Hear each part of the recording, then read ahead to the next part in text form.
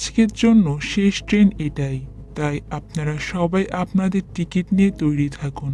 প্যাসেঞ্জারদের মধ্যে একজনের নাম ছিল ডক্টর লুইস। সে তার ছেলে ম্যাক্সের সঙ্গে এই ট্রেনে করেই বাড়ি ফিরছিল। ম্যাক্স ট্রেনের মধ্যে বসে অনেক দুষ্টুমি করছিল। তখন লুইস তাকে বলে যে, বাবা একটু শান্ত থাকো, সারাদিনে আমি অনেক টায়ার্ড, আর তুমি প্লিজ অন্যদের বিরক্ত করো না। ঠিক ওই সময় লুইসের কাছে হাসপাতাল থেকে একটা কল আসে। সেখানে নাকি একটা বড় অ্যাক্সিডেন্ট হওয়ার কারণে অনেক পেশেন্ট হাসপাতালে এসেছে, আর এই জন্য তাকে রাতের বেলায় আবারও ডিউটি জয়েন করতে হবে। লুইস যখন বাইরে দাঁড়িয়ে কথা বলছিল, তখন সে ট্রেনের মধ্যে লক্ষ্য করে যে তার ছেলে ম্যাক্স সেহারা নামের একটা মহিলার সঙ্গে কথা বলছে, আর তার সঙ্গে বেশ মজাও করছে। কিন্তু হঠাৎ করে সে ওই মহিলার গায়ে কফি ফেলে দেয়। এটা দেখে তো লুইস দ্রুত ভেতরে গিয়ে তার ছেলে ম্যাক্সের হয়ে সেহেরাকে সরি বলে। থেকে জানতে পারে যে সে একজন ইভেন্ট ম্যানেজার, আর কিছুদিন আগে তারও ডিভোর্স হয়ে গিয়েছে। এরপর যখন সেহেরার কাছে একটা ফোন আসে, তখন লুইস নিউজ পেপার পড়ছিল, আর ম্যাক্সও ট্রেনের মধ্যে থেকে থেকে অনেক বোর হচ্ছিল, কারণ তার সঙ্গে কথা বলার বা খেলার কেউ এখানে নেই। তাই পেছন দিক ফিরে ম্যাক্স সেখানে জেন নামের একটা লোককে দেখতে পায়। সে আবার ম্যাক্সের দিকে তাকিয়ে কিছু ম্যাজিক ট্রিক্স দেখানোর চেষ্টা করছিল, কিন্তু একটু পরে ওই লোকটার হাব ভাব দেখে ম্যাক্স অনেকটা ভয় পেয়ে যায়। এরপরে টিসি সেখানে চলে আসে আর সবাই টিকিট চেক করতে থাকে, আর জেনের হাতে সিগারেট দেখে তাকে অনেক বকাবকি করে। জেনকে তখন সিগারেটটা ফেলে দেওয়ার জন্য বলে, কিন্তু জেন সিগারেট ফেলে না দিয়ে উল্টো টিসিকেই মারতে আসে। তাই সেখানে একটা কেওয়াজের মতো তৈরি হয়ে যায়। পুরো কামরার মানুষ তখন পুরো ট্রেনে খুব অল্প সংখ্যক প্যাসেঞ্জারই ছিল। তাই ওই হেলমেটওয়ালা লোকটা যখন ট্রেনের টিসির উপর হামলা করে, এটা আর তেমন কারো নজরেই পড়ে না। এরপর বেশ কিছুটা সময় পার হয়ে যায়, আর কয়েকটা স্টেশন অতিক্রম করার পর লুইস আবারও জেগে ওঠে। সে চোখ খুলে দেখতে পায় যে তাদের ওই পুরা বগিতে সে আর সেহরাই আছে। তাই সময়টাকে পার করার জন্য লুইস সেহরার সঙ্গে গল্প করতে শুরু করে। সেহরা তখন বলছিল যে ডিভোর্স হয়ে যাবার পর সে অনেক একা ফিল করছিল, তাই একটু ভালো টাইম স্পেন্ড করার জন্য সে নিজের বাবা মার কাছে যাচ্ছে। সেহরার কাছ থেকে এরকম কথা শুনে লুইস বলে যে ম্যাক্সের মায়ের মৃত্যুর পরও আমি অনেক একাভাবে ওখানে ঘুরে বেড়াতে দেখে স্লিপার কোচ থেকে পিটার নামের একজন প্যাসেঞ্জার বেরিয়ে আসে, আর তাকে জিজ্ঞাসা করে যে কি হয়েছে। লুইস তাকে একটু আগে যা দেখেছে সবকিছুই খুলে বলে। তখন ওই লোকটা বলে, যদি এমন কিছু ঘটে থাকে আর তুমি টিসিকে কোথাও খুঁজে না পাও, তাহলে তোমার ইমিডিয়েটলি এটা পুলিশকে জানানো উচিত। আমার মনে হয় কোনো একটা সমস্যা হয়েছে। এরপর লুইস সেই কাজটাই করে। সে পুলিশকে ফোন দিয়ে সবটা জানিয়ে দেয়, আর এরপর আবারও নিজেদের বগিতে ফিরে আসে। এসে দেখে যে ম্যাক্স আর সেহরা একসঙ্গে খেলা করছে। এর পরের স্টেশনে লুইস আর ম্যাক্স নেমে যাবে, কিন্তু নেমে যাওয়ার আগে সে ওখানে থাকা অ্যালেন নামের একজন প্যাসেঞ্জারকে জিজ্ঞাসা করে যে সে টিসিকে কোথাও দেখেছে কিনা। কিন্তু অ্যালেন অনেক সময় ধরে টিসিকে কোথাও দেখতে পায় না। তখন সেহরা বলে যে তুমি নিচে নেমে আগে স্টেশন মাস্টারের কাছে ড্রাইভারের সঙ্গে কথা বলতে, কারণ তারা যেখানে নামবে ড্রাইভার সেখানে ট্রেনটাকে থামায়নি। কিন্তু ওখানে যাওয়ার পর সে দেখতে পায় যে কন্ট্রোল রুমের দরজাটা বন্ধ ছিল, আর সেখানে শুধুমাত্র একটা কমিউনিকেশন ডিভাইসের মাধ্যমে ড্রাইভারের সঙ্গে কথা বলা যাবে। তাই লুইস ওই ডিভাইসের সামনে গিয়ে ড্রাইভারের কাছে জিজ্ঞাসা করে যে সে ওই স্টেশনে ট্রেনটাকে কেন থামায়নি, কিন্তু ড্রাইভার তার কোনো প্রশ্নের উত্তর দেয় না। উল্টো লুইসকে জিজ্ঞাসা করে যে ট্রেনে এখন কয়জন যাত্রী আছে। তখন লুইস বলে যে হয়তোবা আমরা 5 থেকে 6 জন যাত্রী আছি। লুইসের মুখ থেকে এটা শোনার পর ভেতর থেকে ড্রাইভার কলটা কেটে দেয়। লুইস তো কিছুই বুঝতে পারছিল না যেসব কি ঘটছে। এরপর লুইস সেখানে একটা চাবি পায়, আর এই চাবিগুলো দিয়ে সে ড্রাইভারের রুমের দরজাটা খোলার চেষ্টা করে, কিন্তু এই চাবি দিয়ে এই দরজা খোলা যাবে না। তখন লুইসকে এসব কাজ করতে দেখে পিটার নামের ওই প্যাসেঞ্জার সেখানে চলে আসে। সে ভাবছিল যে লুইস হয়তোবা ট্রেন থেকে কিছু চুরি করার ধান্দা করছে। তাই সে লুইসকে ধমক দিয়ে বলেছে, তুমি যদি আর একবার এসব কাজ করো তাহলে কিন্তু সে তার থেকে অনেক দ্রুত গতিতে চলছে। তাই লুইস এবার ট্রেনের চেইন ধরে টানতে শুরু করে, কিন্তু কোনোভাবেই ট্রেনটাকে তারা থামাতে পারে না। তখন পিটারও দেখতে পায় যে সে যে স্টেশনে নামবে সেখানেও ট্রেনটা থামে না, আরো দ্রুত গতিতে সামনের দিকে এগিয়ে যেতে লাগে। তাই সেও তখন অনেকটা ঘাবড়ে গিয়ে ট্রেনের চেন ধরে টানতে শুরু করে, কিন্তু কোনো কিছুতেই ট্রেনটা থামছিল না।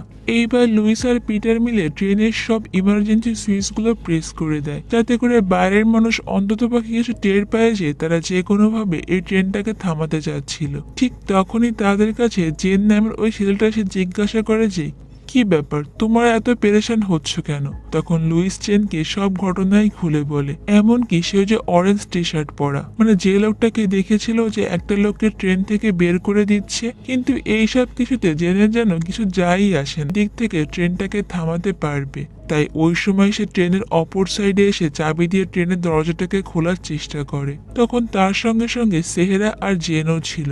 অনেকক্ষণ চেষ্টা করার পর লুইস ওই চাবিটা দিয়ে ট্রেনের দরজাটা খুলতে সক্ষম হয়, কিন্তু কন্ট্রোল রুমের ভেতরে গিয়ে দেখে সেখানে পুরোপুরি অন্ধকার। তারা কোথাও ট্রেনের ব্রেকটাকে খুঁজে পাচ্ছিল না। ইতিমধ্যে ট্রেনটা তো তার শেষ স্টেশন অতিক্রম করে ফেলেছে, কিন্তু তারা কেউ তো আসলে জানে না যে এই ট্রেনটা কোথায় যাচ্ছে। এরপর লুইস সেখানে গিয়ে অনেকগুলো বাটন প্রেস করে ট্রেনটাকে কোনো মতে থামানোর জন্য, কিন্তু সে কিছুই বুঝতে পারছিল না যে কোন বাটনটা প্রেস করলে আসলে ট্রেনটা থামবে। আর একটা বাটন প্রেস করতে ওখানে ভুল করে আবারও ট্রেনের হর্ন বেজে ওঠে। তখন সেখানে থাকা সবাই লক্ষ্য করেছে এটি হলো একটা ডিজেল চালিত ট্রেন, যেটা পুলিশ সহজে কন্ট্রোল করতে পারবে না। এরপর ফাইনালি তারা সেখানে ট্রেন থামানো মানে ব্রেক লিভারটা খুঁজে পায়। লুইস তো দ্রুত সেখানে গিয়ে ব্রেকটা চেপে ধরার চেষ্টা করে। প্রথমে তো এটা কাজ করছিল আর ট্রেনের স্পিডও ধীরে ধীরে কমছিল। সেখানে থাকা প্যাসেঞ্জাররা তো অনেক খুশি হয়ে যায়, ভাবছিল এইবার হয়তোবা ট্রেনটা থেমে যাবে, তারা ট্রেন থেকে নেমে হয়তোবা এবার প্রাণটা বাঁচাতে পারবে। কিন্তু ঠিক তখনই উল্টো দিকের কন্ট্রোল রুম থেকে আর একজন লোক ট্রেনের স্পিড বাড়িয়ে দেয়।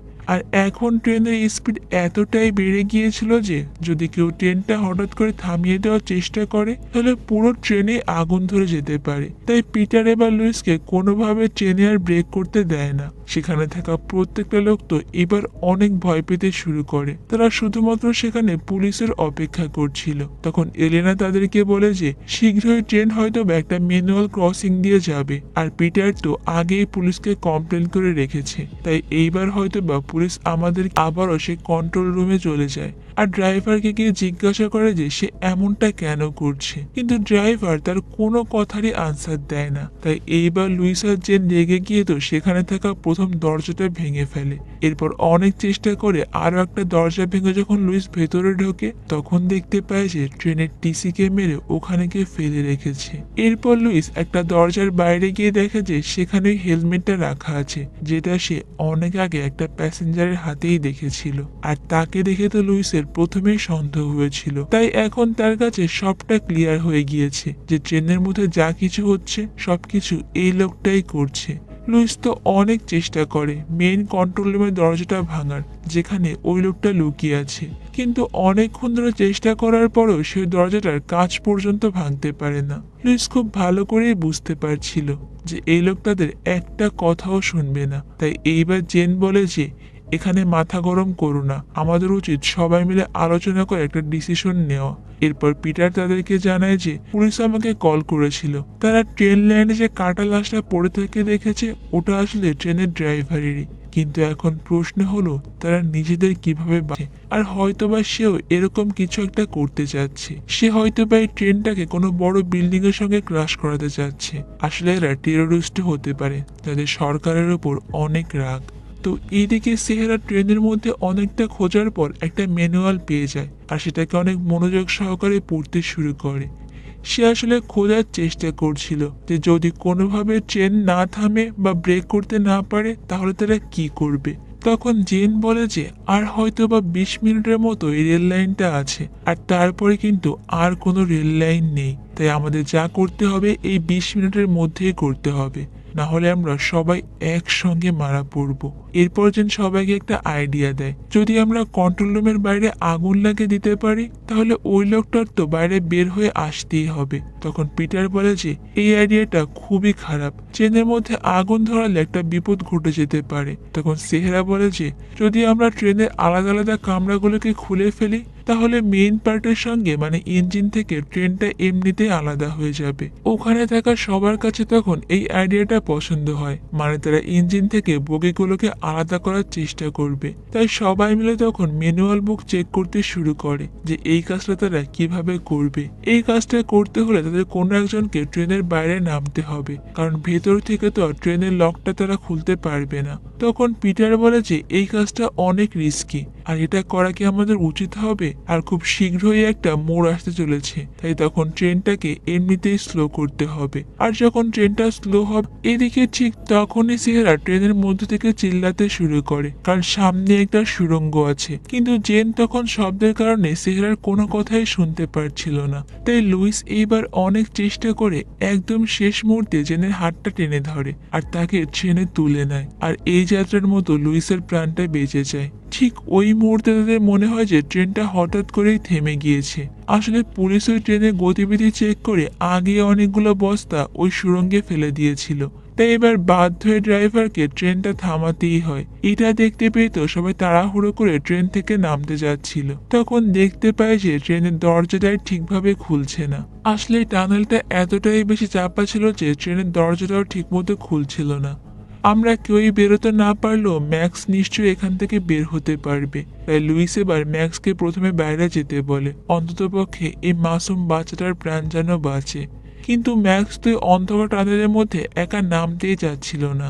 এদিকে তাদের এই কথাবার্তার মধ্যে তাই জেন এবার এখানে একটা শেষ চেষ্টা করে। সে ট্রেনের মধ্যে একটা ব্লাস্ট করতে চাচ্ছিল, যাতে করে ওই লোকটা ভয় পেয়ে নিজের ট্রেনটাকে থামিয়ে দেয়। কিন্তু এখন প্রশ্ন হলো এই ফেক ব্লাস্টটা তারা ট্রেনের মধ্যে কিভাবে ঘটাবে। তখন লুইস বলে যে আমার কাছে একটা উপায় আছে। প্রথমে লুইস ট্রেনের মধ্যে থাকা সমস্ত জামা কাপড় এবং কাগজগুলোকে একত্র করে, আর এইগুলো একটা জায়গায় নিয়ে এসে সঙ্গে দুইটা আগুন নির্বাপক গ্যাসও রেখে দেয়। আর এরপরে সেখানে আগুন ধরে দিয়ে ছোটখাটো একটা ব্লাস্টও ঘটিয়ে ফেলে। তারা ভাবছিল যে এই ব্লাস্টের কারণে হয়তোবা ড্রাইভারটা ভয় পেয়ে ট্রেনটাকে থামিয়ে দেবে, কিন্তু সেখানে এরকম কিছুই ঘটে না। উল্টো এরপর যখন লুইস সেখানে গিয়ে সবকিছু ঠিক করার চেষ্টা করছিল, এতক্ষণে ট্রেনের অবস্থা খুবই খারাপ। সেখানে বেশ খানিকটা অংশ পুড়ে গিয়েছে। তারা এখন একটা লাঠি দিয়ে ট্রেনের কামরার ওই লকগুলো খোলার চেষ্টা করছিল, যাতে করে ট্রেনের বগিগুলোকে ইঞ্জিন থেকে আলাদা করতে পারে। অনেক চেষ্টা করার পর তারা একটা বগির লক খুলে ফেলে। তবে অসাবধানতাবশত ব্যালেন্স হারিয়ে ফেলে পিটার তখন চলন্ত ট্রেন থেকে ওখানে পড়ে যায়। আর যেহেতু চলন্ত ট্রেন থেকে এইভাবে পড়ে গিয়েছে, পিটার সেখানেই মারা যায়। পিটারের মৃত্যুতে সবাই তো অনেক বেশি কষ্ট পায়। তখন জেন আর সেহরা মিলে চেষ্টা করে অন্য বগিগুলোকে আলাদা করার, কিন্তু ততক্ষণে পুরো ট্রেনে আগুন লেগে গিয়েছিল। এমনকি আগুন মুহূর্তের মধ্যে ইঞ্জিন কাভারেও ছড়িয়ে পড়ে, যার ফলে কন্ট্রোল রুমে থাকা ওই লোকটা যে এতক্ষণ ধরে ট্রেনটাকে কন্ট্রোল করছিল, সে ওখানেই মারা যায়। এর অনেকটা সময় পর আমরা দেখতে পাই যে লুইসের জ্ঞান ফিরে এসেছে, আর তার মাথার কাছে ম্যাক্স আর সেহেরা বসে আছে। ওরা তিনজন কোনো মতে আগুন থেকে বেঁচে গিয়েছে। তারা ওই টাইমে তখন ট্রেন থেকে লাফিয়ে পড়েছিল, কিন্তু বাকি সব সঙ্গীরা আগুনে পুড়ে সেখানেই মারা যায়। এরপর সেহেরা লুইসকে প্রমিস করে যে বাকি জীবনটা সে ম্যাক্সকে আর একা কাটাতে দেবে না। এখন থেকে সেই ম্যাক্সের দেখাশোনা করবে। মানে বুঝতে পারছো তো, সে ম্যাক্সের মা হওয়ার জন্য পুরোপুরি রাজি।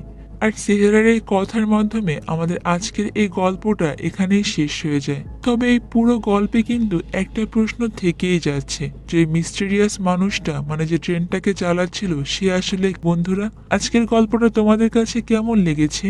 আর তোমরা যদি এরকম কোনো সিচুয়েশনে পড়ো, তখন তোমরা কি করবে সেটাও কিন্তু আমাকে কমেন্ট করে জানাও।